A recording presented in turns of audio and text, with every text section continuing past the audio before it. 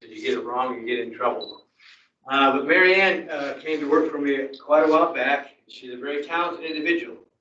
She not only has technical skills in chemical engineering, but she has learned the soft skills of managing people, which is a harder thing to learn than chemical engineering. So in our marketing and sales class, we talk about relationships, etc. And you want to develop relationships and know how to interact with people. But you have to be truthful and straightforward. I think some of the hardest times that Marianne and I have gone through is when we've had to reduce people, shut down facilities, figure out who we keep and who we don't keep based on skills and our needs. So life is going to kick you in the teeth many times, I've told you, and you have to learn to keep going and work through it. And you want people that you can trust. We talked about relationships and sales, and you have to have someone you can trust. You got to be able to work with people. Marianne and I have developed over the years, in my opinion, a trust. She has come to me in the past with issues that are very sensitive regarding work, not family and those regarding two, work. But huh? Some of those two. And you have to be able to honor that relationship, okay? And be sincere and know. And so I care very deeply for Marianne. And if I had to have someone else work with me again, taking over the plant, I would bring her on board. We knew she was going to rise before Dow take over, etc. And I'm glad to see she run the S2 plant. So listen to some of her tales, and if she tells some yarn, I'll straighten you out during class later.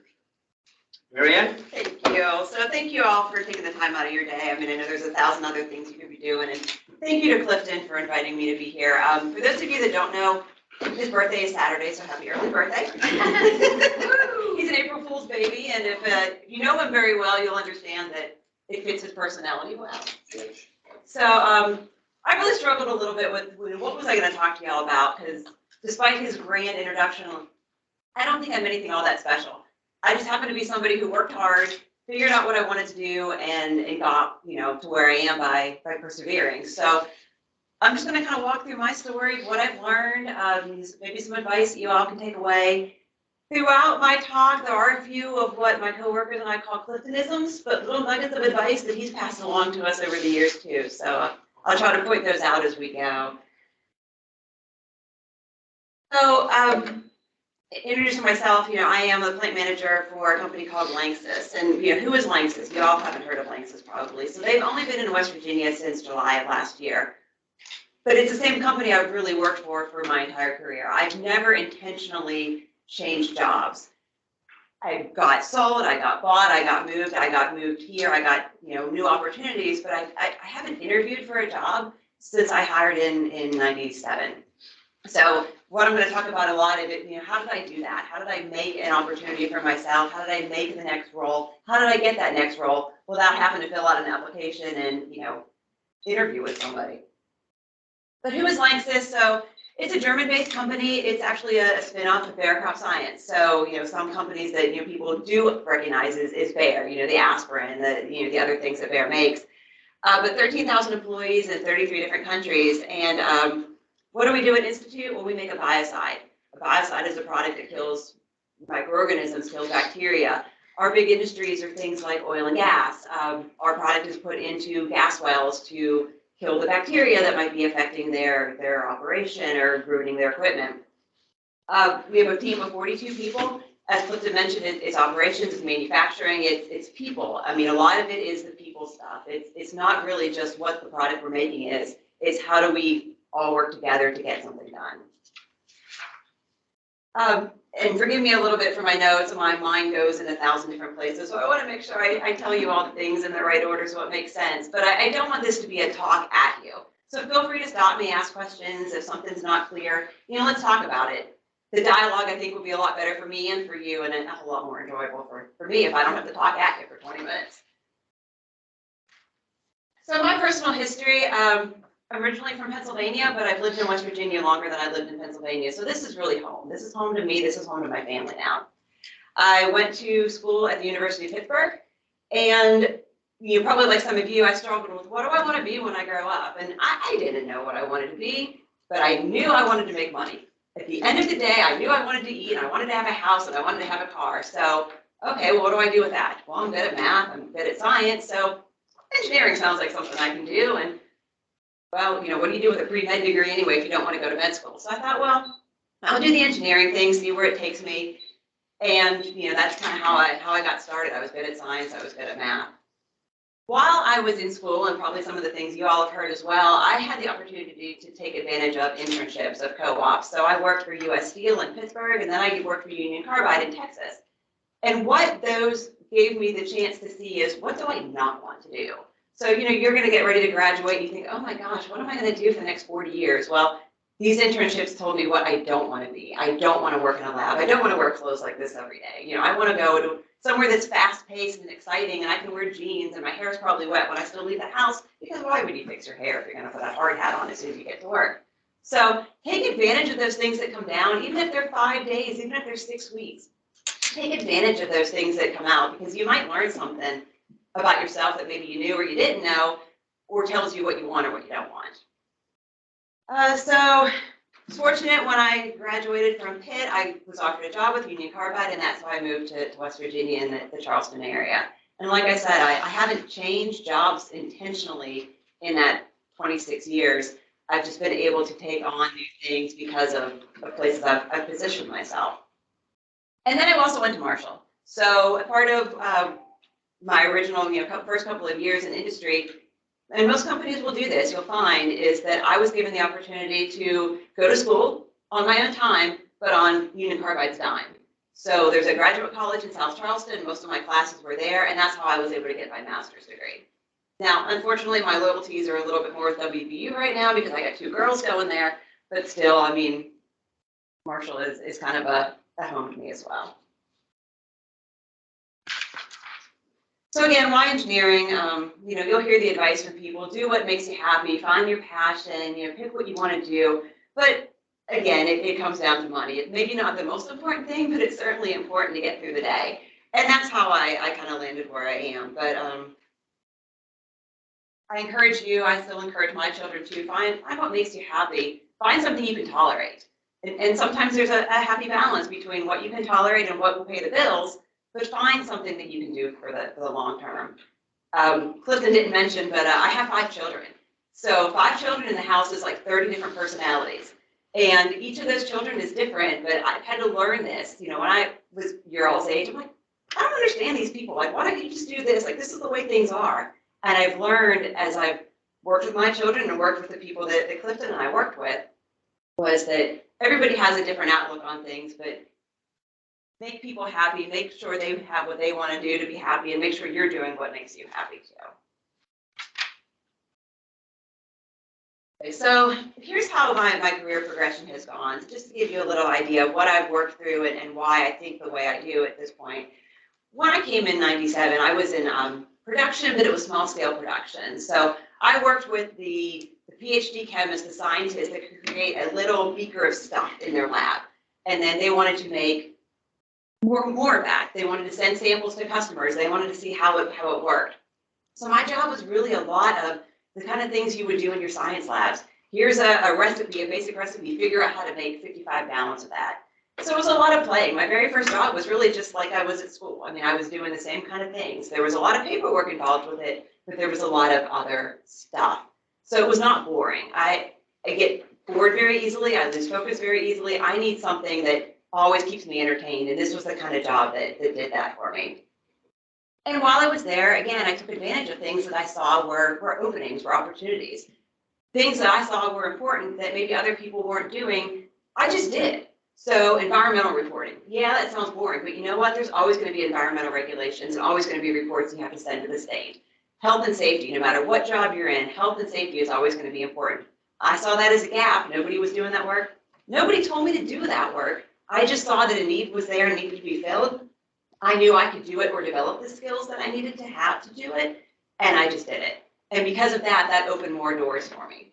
So in 1999, 2000, Dow came in and took over Union Carbide, and that opened up more doors for me. So I had opportunities to go into different manufacturing environments. I moved from one location to another, new people, new ways of doing work. It was a union environment versus a non-union environment. So very early, 3 years into my career, I changed everything I was doing, but still with the same company, still with the same resources, still with the same people I knew that I could call on if I needed some help.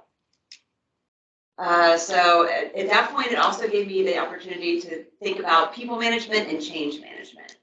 I had a boss early in my career that used to tell me that I was a master of administrative bureaucracy. And I thought, well, that's kind of insulting. Andy Smith used to tell me that. That's kind of insulting.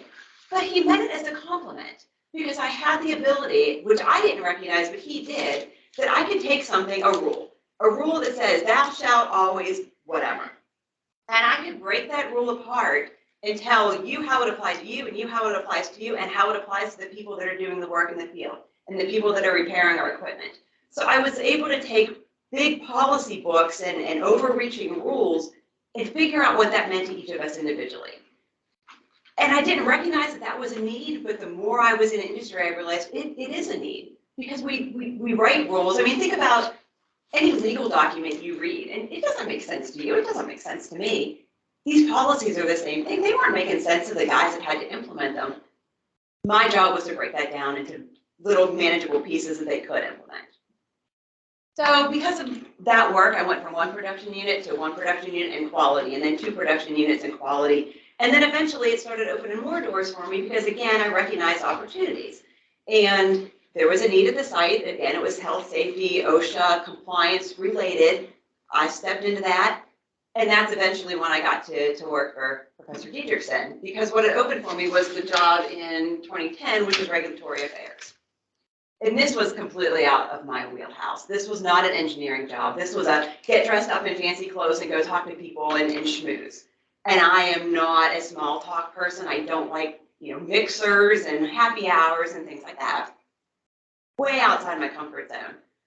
But it also gave me the ability to know how to do those things. I met new people, I made new connections, and it showed me I can figure that out. I am capable of doing that. So not only was it a new skill set, it was a new confidence that I was able to take and say, okay, I'm good with this.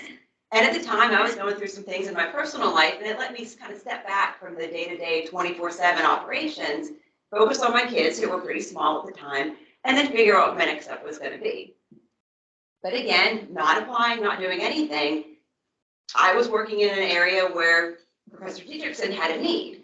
And he approached somebody, I don't remember who was the site leader at the time, but he needed somebody to come and work in his organization.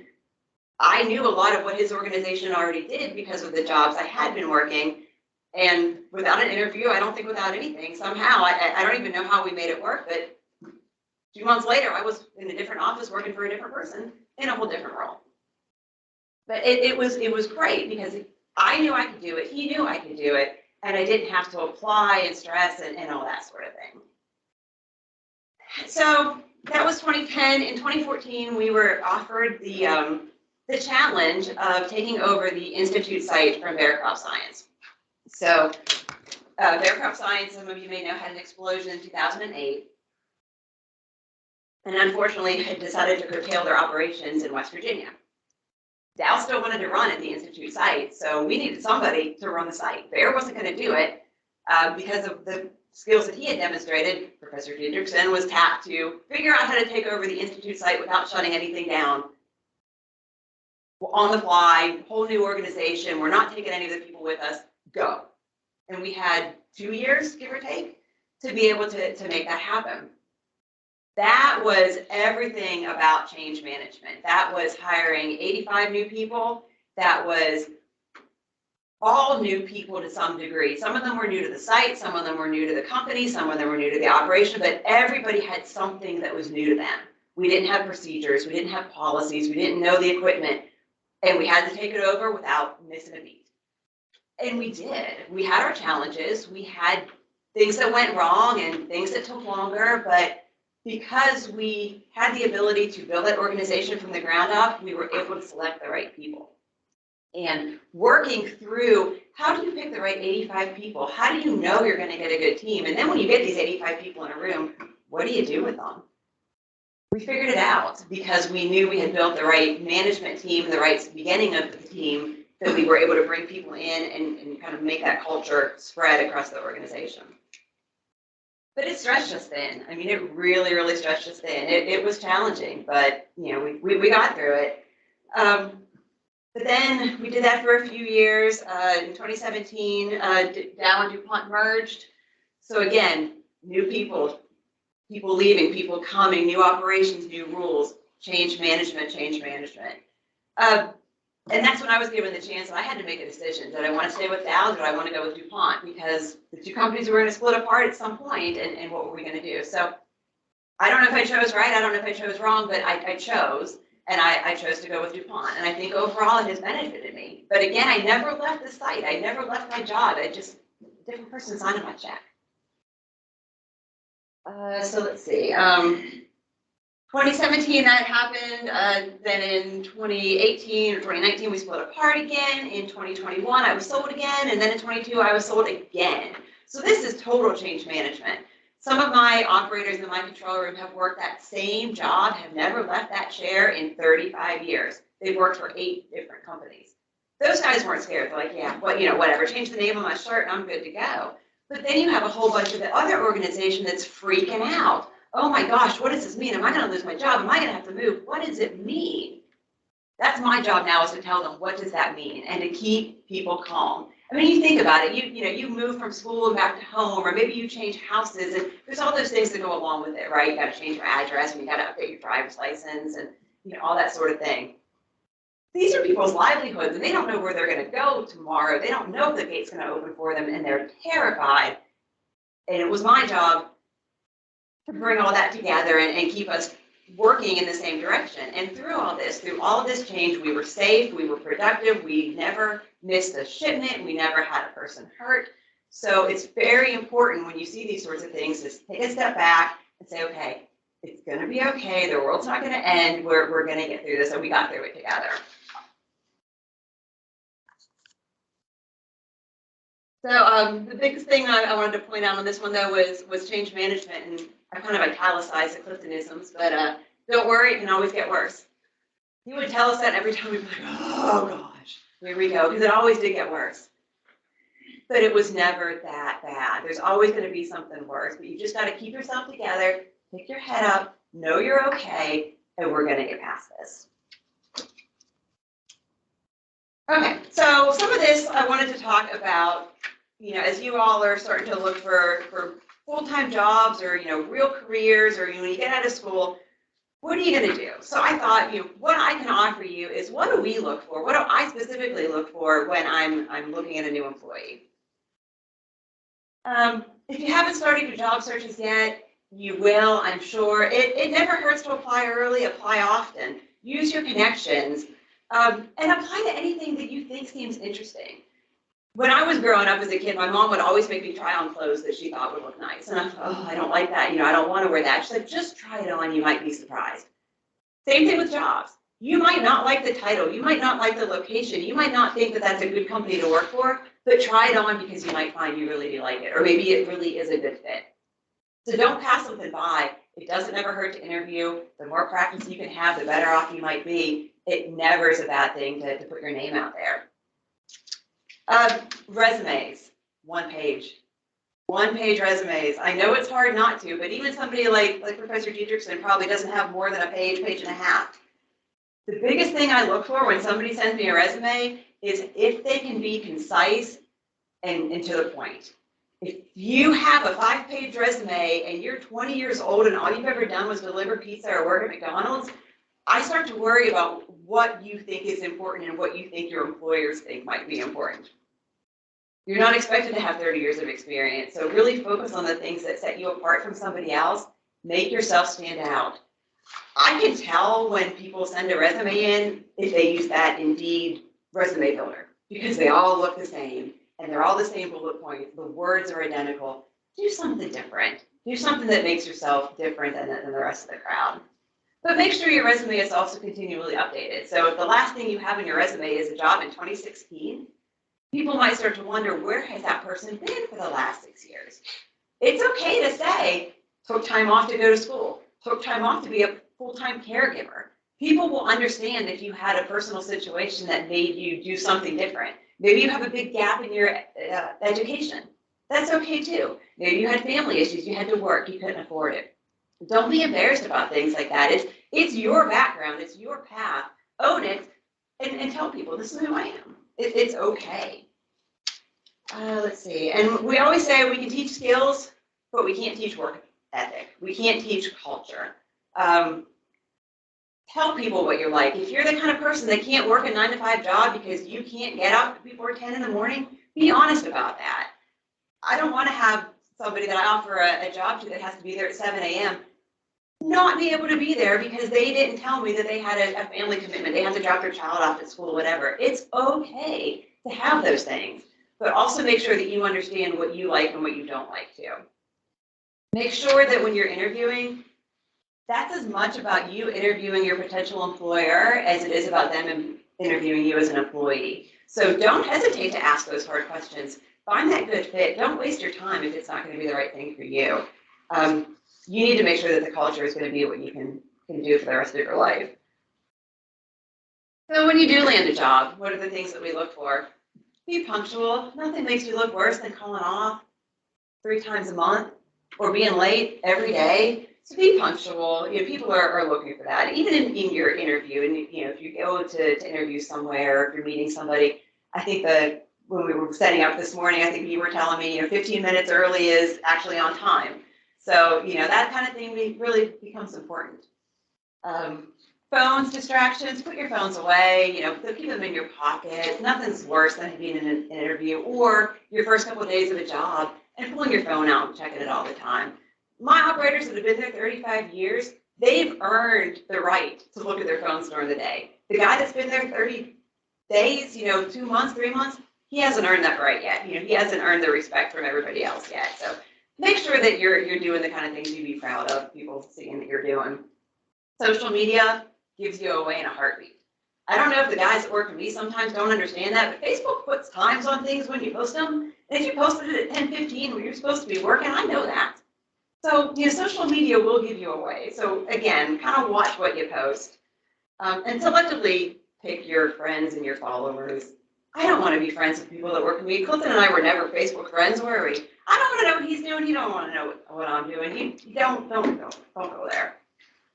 But show initiative. Do things that aren't your job. As I mentioned earlier, that's kind of how I got some of my roles. Was I did things that weren't my job. I did things that people didn't expect me to do. I did things that nobody asked me to do, but I saw was an opportunity and opening a gap in the organization. So show initiative and be flexible. You might find that something you didn't think you would like, you really do enjoy. Nobody's beneath you. Nothing in the organization is beneath you. The last 2 days I've spent trying to clean the stupid Keurig machines in our building because nobody else wanted to do that. That's really not my job. As plant manager, I shouldn't be doing the coffee machines. But it needs done, so do it. Nothing is beneath us. Everybody can pick up trash. Everybody can clean up after themselves. And show everybody else in your organization that you value their contributions. Somebody opens a door for you or offers to take your trash to the dumpster when they're taking theirs. Appreciate that and maybe do the same for them. Lend a hand where you can. Busy work is not beneath you either. Kind of like the cleaning the coffee machine. Some days I'll make binders for the library, or I'll go out to Staples and buy new ink for the printer. Not my job, but somebody needs to do it. And if I'm the first person to recognize that it needs done, there's no reason I can't do it. And another Cliftonism, so stay busy, walk fast, and look worried. Always look like you're up to something. You're always doing something. You're always somehow engaged. Somebody's always watching. Somebody is always watching. If you can carry a clipboard, even better. Point to things. Always look worried. I'm telling you, it was like Dr. Phil some days at work. He had all kinds of advice for us. It was fun. But when you do get a job, and no matter what you do, whether it's school, whatever, just make the most of it. Find ways to break up the monotony of your daily activities. Volunteer, participate, be in organizations, whatever it is. Talk to your coworkers, talk to the person sitting next to you in the library, and do the job you want, even if it's not the job you were hired for. So again, some of how I was able to move from job to job without interviewing or applying or anything like that was I did the job I wanted. So if I saw something was open, if I saw somebody else wasn't doing what they were supposed to do, I just do it. And if I stepped on some toes, so be it. I mean, people get over it, but I got things done And people recognize that. So like Clifton said, people are always watching. Understand that people are different. So again, tailor your approach to the individual. You know, I might talk to my operators different than I talk to my maintenance people, and it's certainly different than I talk to my engineers. But get to know them. You're not going to know everything about them. You're not going to know maybe where they live or how many kids they have, but know something about them. Like, I know you like to do woodwork, or I know you have a boat and you like to go out on the weekends. Just find common ground with everybody, and it's going to be different common ground no matter, you know, who you're talking to. Lead up as well as leading down. So a lot of times in my career, we've had the need to have a hard conversation with our boss that, you know, hey, I see you're doing this and maybe you don't recognize it, but it's causing a problem. So as important as it is for me to tell my direct reports, yeah, maybe you're not doing the right thing, or I need you to do something different. There were times where I'd have to approach Clifton and say, I wouldn't do that if I were you.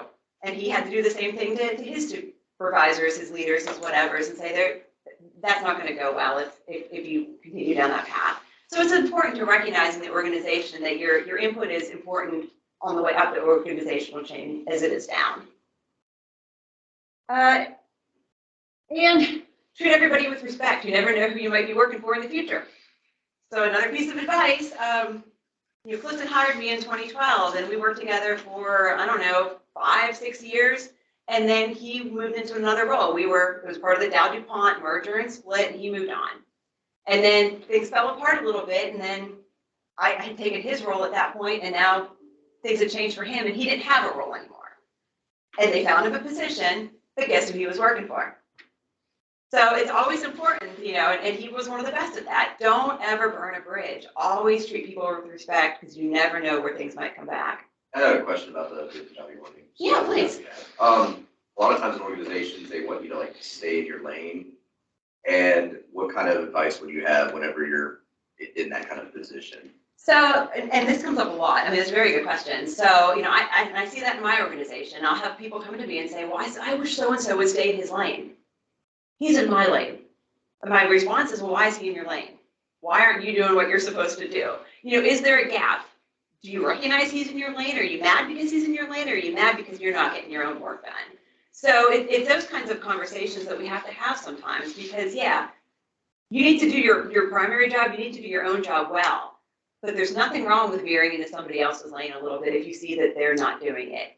You can do it nicely, and there's ways to do it that are not so nice. So my advice would be, you know, talk to the person if you see that they maybe are struggling with something and you can help. But there's nothing wrong with picking up some slack for somebody else, especially if it helps you, you know, further your agenda as well. You look like you want something to say. Yeah. But if you try to change that lane and you get blocked and you know that's not right, don't back away. Sometimes in life you're going to get a bloody nose, but you may have to go forward. Okay, so don't get browbeaten into staying in your lane and knowing you're not helping the company and it's not right. Take a chance once in a while. You'll recover from it. Yeah.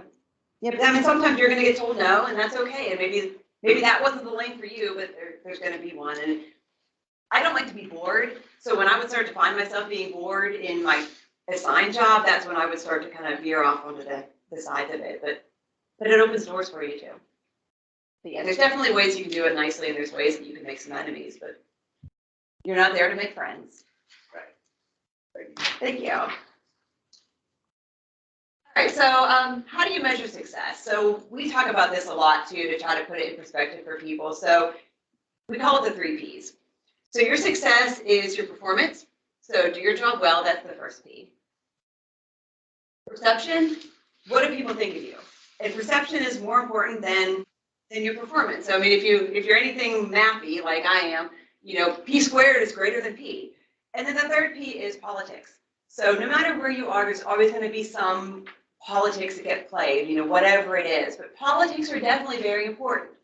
And I'm not talking Democrat, Republican, you know, that kind of politics. It's really, how do people interact? What's the culture? How do people get ahead? Who can you trust? Who do you not trust? So while your performance is very, very important, it's really not the most important thing to measure how well you're doing. People's perception of you, both your coworkers, your leaders, your direct reports, whoever it is, perception is very, very important. Let's see. So I have a question on Yeah. that one. If performance isn't the most important and perception's more important, it's easy, well, it's not easy, but it's straightforward in terms of how we increase our performance usually. But how do you increase your perception or your politics? Like how do you take an active role in making sure that those are all okay? I think you learn that over time. At least I've learned it over time. But it's the things of learning the people around you. So, what do people like? What do people do? How does it work? You know, what's the culture? What's the routine? You know, I'm trying to think of a good example. It's kind of like the doing things that aren't expected of you. So if I'm the kind of person, especially as a plant manager, if I'm walking past trash, other people are going to walk past trash. But if they see me picking up trash, their perception of me is, oh, she's out there, she's helpful.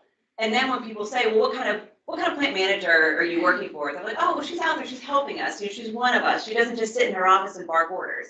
So it's finding the things that are important to your group. And at least in my career, every group's been different.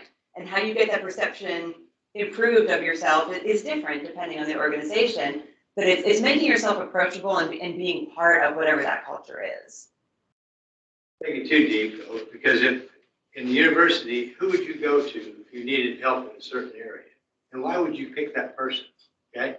And so perception is I could go to somebody and talk about this issue or get help in this issue because they've helped somebody in the past. So my perception of my peers, it changes the way I interact with them. And politics is you want to make sure that you're helping the people above you get what they want so that you can get them out of your way and move up the ladder. I don't know, it sounds bad, but that's kind of the politics in there. You want to make sure somebody else is successful, and that success will drag you along. At least that's my No, absolutely. And it really is about making the people around you better. At least what I tell my staff, my other leaders is the perception of you is going to be how other people view you as taking care of your people. So how can I make my people better? If I'm a plant manager and I'm doing nothing to develop my organization to make sure they have what they need, people aren't going to think very highly of me. So what can I do every day to make somebody else's job better, to make their career better, to give them an opportunity to do something better that they want to do? So it's all those sorts of soft skills that really plays, we think, more importantly in your measure of success than just your straight performance. Performance is important. You got to have it. But there's all those other things that are probably more important sometimes. For a beginning entry-level employee, how heavily do they dip into those second two bullet points, say in their first year? Yeah, probably not much in their first year, because their first year is figuring out, how do I do my job? What's my performance? How do I get my basic tasks done? So in that first year, it's not going to be that much, but it's the building of the relationships in that first year. Do they come into work a little bit, early to talk to their friends? Do they close their office door? Do they leave it open? Little things like that, people maybe don't recognize how important that is. If I sit in my office with my door closed all the time, what does that say about me? Maybe I'm on the phone, maybe I'm not, but what does it say to people? It says that I'm not approachable. It says don't bother her because she apparently thinks she's too busy for everybody else. But if I take my cup of coffee and I go back to the kitchen to refill it and I make a detour through the control room and then a detour through the lab, then people are saying, oh, she's around. She's taking some time to come talk to us. It's those sorts of things I think that work at every level of the organization. So making those connections, being engaged in what's going on and not just being that 9 to 5 work to home, not interacting with anybody that makes a difference, at least where I've been. And I'd say in that first year, you're developing perceptions of the people that you're working with, okay? And you're determining that, for example, I went to DuPont as the only Dow person up there to help them integrate in Dow. They weren't really happy to see me show up. It didn't take me very long to figure out who I could go to and who really had a stiff upper lip, and you might as well not bother with them. You develop your own perceptions really quickly. You develop your networking pretty fast. So that first year, you're developing your perceptions, you're developing who you can work with, and then I want you to take some time to assess how you came up with who you wanted to work with, and then start implementing and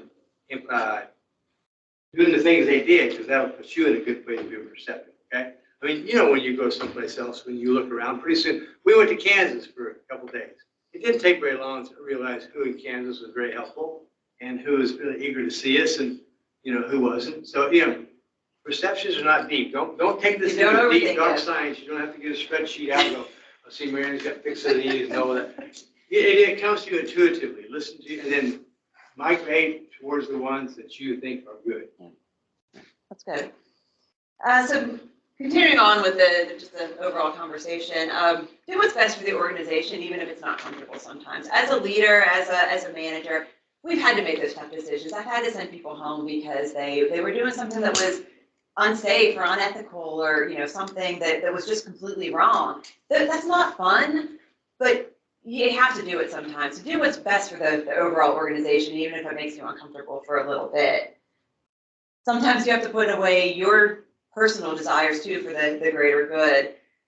Pick your battles. Sometimes things aren't worth fighting over. Sometimes change is hard to come by. You can't change the culture overnight. It's like trying to turn a battleship in the middle of the Kanawha River. I mean, you just can't do things quickly sometimes. So pick your battles, eat the elephant one bite at a time, and eventually the rest will pull together. And have a vision and stick with it. Know where you want to go, and it's okay to change that vision over time, but know where you want to go overall and what you need to do to get there. Use your connections. I hate small talk. I hate mixers. I hate that sort of thing, but it's helpful. Find that person in the room that has a friendly face, that has a smile, go over and talk to them. Use your connections to get things done.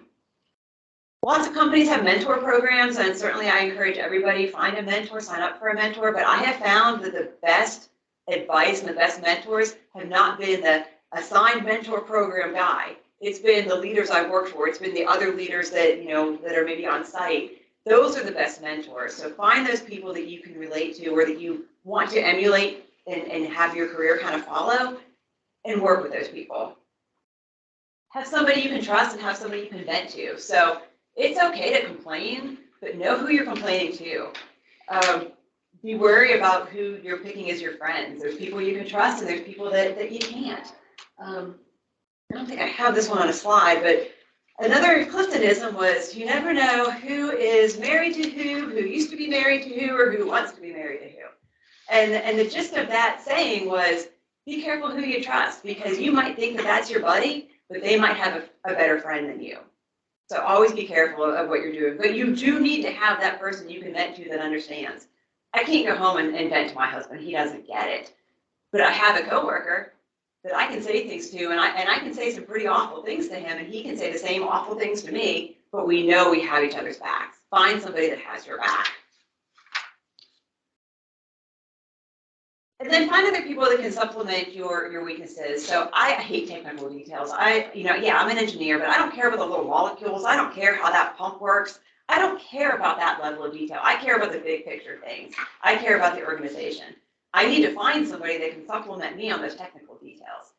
And I can supplement that person on the overall strategy and vision. So find those people. It's easy to surround yourself with the people that are like you, the people that you like to spend time with, but find those other couple of people that supplement the skills that maybe you lack. It's diversity, but it's more than just the gender, race, background, culture diversity. It's also your skill set and the way you think. So how to develop your leadership as you go forward? Again, do what's best for the organization. Use your connections. Find a mentor, find your tribe. So, and then just some final thoughts, and then we can open it up for questions. So be your own person. When you're young, it's really easy to kind of go with the flow and do what everybody else is doing, or this is what I'm supposed to do. I'm supposed to graduate, I'm supposed to find a 9-to-5 job, and I'm supposed to work until I, retire. And it's okay if that's not you. Like I said, I have 5 children. I've had to learn the hard way that the way I did things is not the way they're going to do things. You all know what works best for you. Find that and stick with it. But it's okay to change your mind too. You're not going to get it right the first time. There's nothing wrong with changing your path, changing your company, changing your career. I've known people to work for 10, 15 years and then go back to school and say, I don't want to be a whatever anymore. Now I want to be this. And that's okay. You have plenty of time to change your minds. Keep your mind open. You might find something that you didn't think you liked that you really enjoy. And start over as many times as you need to. But overall, be a good person. The rest will follow if you're a good person. 3 things that'll ruin you faster than anything. Don't lie, don't cheat, don't steal. Don't do those things. I mean, those are the hard conversations I've had to have with people that, that never works for you. It's never going to benefit you. Always at the end of the day, go home, make sure you've got a clean mind, that you can sleep, at night without worrying about it. Learn to trust your gut. I mean, I've had a few in my career, and some of them I've had to vent to Dr. Dietrichson about, but you're not going to save everybody. There's some people you just can't change, that no matter what you do with them, you give them all the opportunities, you give them all the incentive, you tell them the rules, and they just can't follow them. Trust your gut when you know something's wrong. If somebody's doing something that you don't think is right, escalate it. Escalate it to your boss, escalate it to, a peer that you can trust, escalate it to the ethics line. Every company has an ethics line or a hotline or whatever, but trust your gut. If it doesn't sit well with you, if you can't sleep at night, if you would be embarrassed to have what's happening show up in the newspaper with your name on it, don't be part of that. And don't let yourself get sucked into things. Another thing I don't think I put in the slides, but, don't do anything wrong, but if you see something else going wrong, make sure you've told enough other people, because you always need 4 to play cards in prison, right? That's the end of what I had prepared, but I mean, I'm glad to answer any questions, or, we can open the floor to discussion if anybody wants. If Dietrichson has any other words of wisdom. I actually have a resume-related question. You mentioned if a person has a long gap between jobs, or between their last job and present times, would you advise putting I had a personal situation or whatever in the resume, or just say that during the interview? I would say during the interview. So I think you can word your resume such that it doesn't become a red flag on your resume that you've got this gap. But for example, we just hired a lady, and so I mean, I'm in a manufacturing environment. We have 3 women out of 42 of us, but this was my third woman that we brought in, and she had a 6-year gap. And we saw that on her resume, but before that, she had really, really good skills. And when we brought her in, we said, well, can you explain to us where you've been since 2015? And she said, well, I was laid off because the company I worked for closed, and I decided I wanted to raise my grandchildren for a couple of years. Perfect. She didn't have to put that on her resume. I don't know how you would have written, raise grandkids, but she didn't have to, because her background was such that we figured that something must have been a problem. See, I wouldn't flag it on a resume, but I would certainly mention it as you start going through an interview. Be honest. I mean, that's probably the easiest thing. And if it was hey, I didn't like school and I wanted to take some time off because I was burnt out, that's okay too. I have 2 children who probably I could not pay enough money to several schools in the state to allow them back in. And at some point I've told them that's going to come back and bite you, because they're going to say, why did you take off 6 years and not go to school? Be honest. I was a screwed up 18-year-old and I flunked out my first semester. Own it. So yeah, you're not going to get very far by making up a story, but I would not put it in black and white until you need to.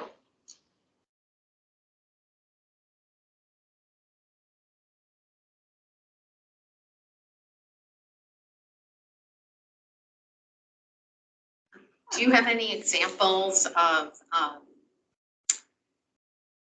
things? I know you said you always tried to do other things besides your normal job. Can you maybe give us some examples?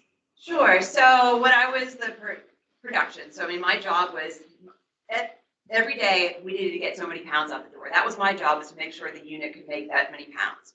That was all I was supposed to do. There were other people that did quality, and other people that did environmental, and other people that did safety. But I saw that maybe they weren't doing things to the level that I thought they could be done, or maybe programs that I thought were important that weren't being implemented. So even though my job was production, get pounds out, I was able to dabble a little bit in each of those other categories. So, maybe just to bring it back down to a level where, maybe it makes a little sense to this group is, even when you're in school, you see somebody else that's maybe struggling a little bit, or you see a professor is teaching and not getting through to people, or they're using those awful plastic slide things that you put on a projector when, they could be using PowerPoint or sending out things to the students. It's okay to go to the professor, I think, and say, hey, I have this idea, maybe this would make more sense, or could you give us these notes in a different format, because then I can type on them. I think it's okay to see something that you think would be helpful to you or to people around you, and approach the person that can help you implement that. Yes, you need to approach that person and help them understand that there's not something going on. Help them discover it, make them think it's their Make them think idea it's to do theirs. it. Okay? So I can't think of a good example, but there's a problem and you know it, there's a problem with the individual. Help them realize that that's going on. And when they come up with a solution themselves, they'll thank you for having it. And then you got to stand your ground.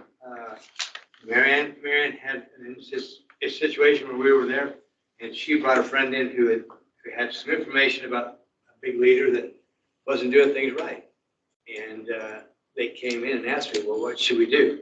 And I said, well, I think you know what to do. I said, you cannot bring a smoking gun into my office and ask me to hide it at my desk.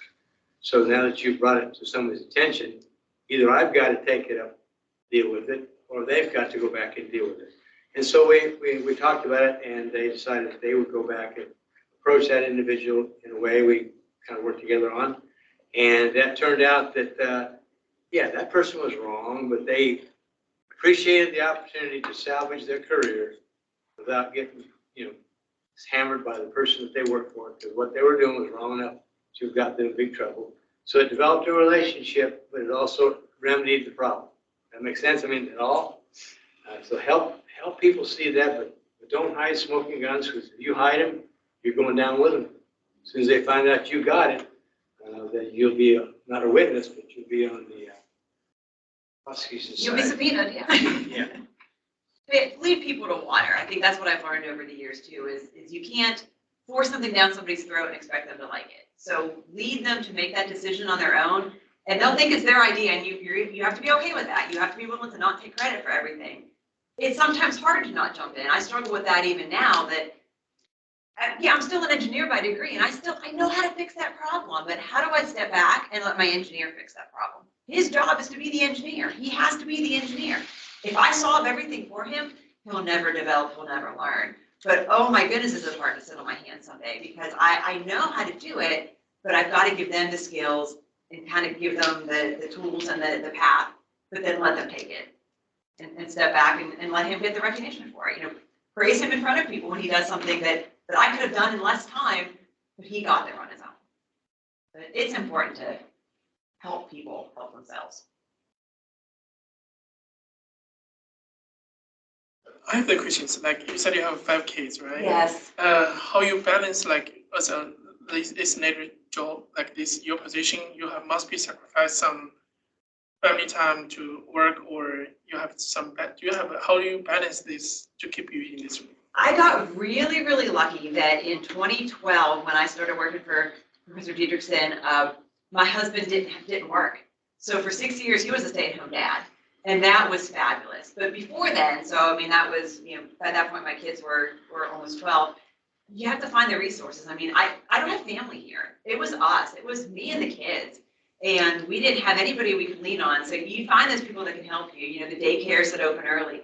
Fortunately, my employer was wonderful. I mean, there was a period of 9 months when my older son was in the hospital. That was 9 weeks, I'm sorry. 9 weeks when my older son was in the hospital, that I worked for Professor Dietrichson part-time. I mean, I came in when I could, but also I had him as a resource. He helped get my kid the surgery he needed because he knew the doctor.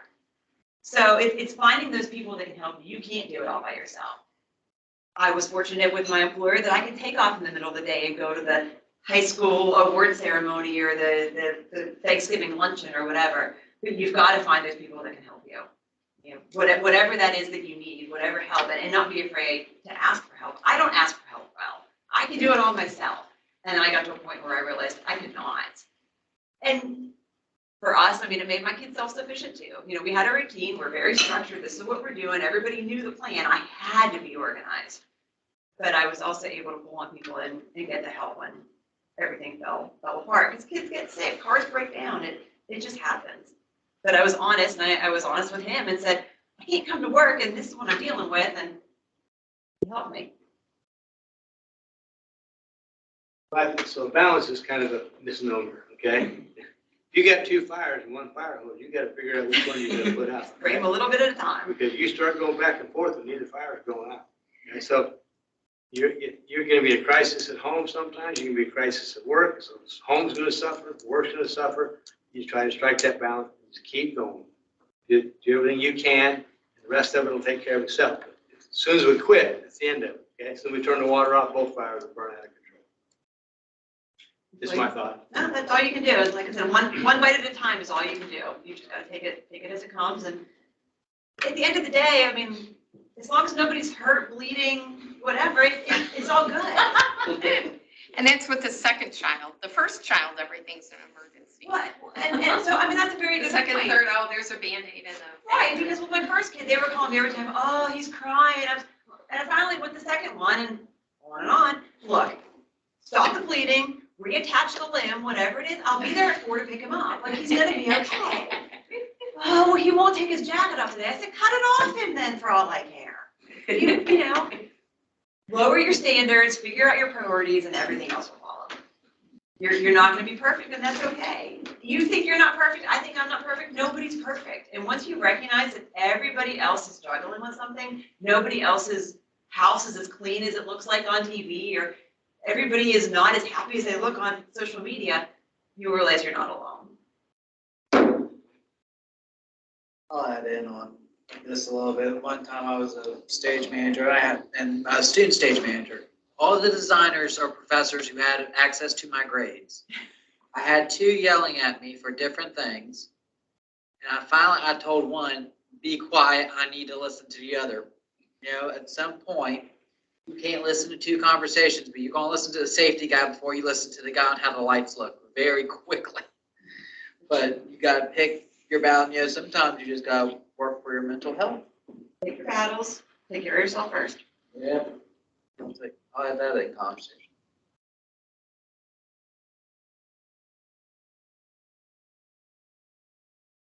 I really appreciate you all taking the hour out of your day to listen to me. Thank you for coming.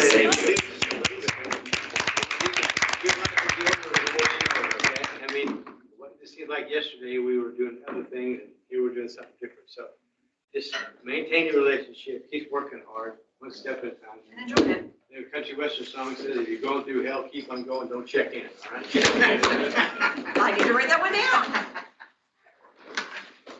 Please don't forget to sign in the little book in the front row. And also, please eat some food. My cholesterol does not need all that food.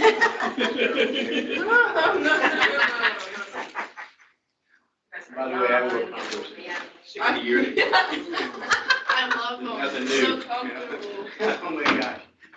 My kids have them too, and it's like, I had those when I was a kid. Yeah, ours are white.